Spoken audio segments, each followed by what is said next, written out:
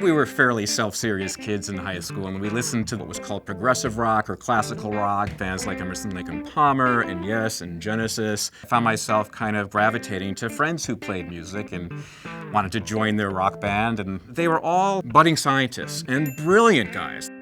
I frankly was very intimidated by how smart they were. They had very good, especially very good technical skills, very good mathematics skills. I wasn't quite as easy in that world as they were. And then I had an interesting experience. I went to visit one of my good friend's brothers up at his university, and he put on this amazing song called Marquee by a band called Television. And it was different from anything I'd ever heard.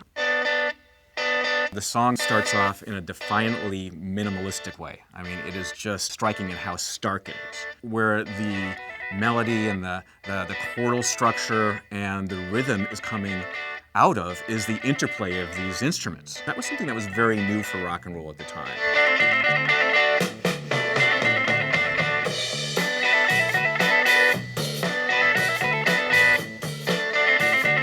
I realized that it is musicians who might not have the classical technique of the sort of musicians I was listening to, but who had a very novel and passionate perspective on what they were doing.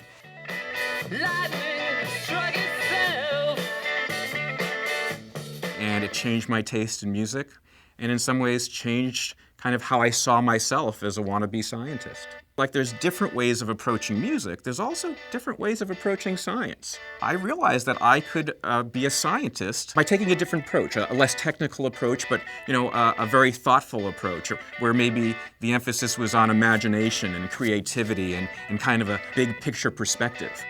I always love just a touch of revolution in music or in science.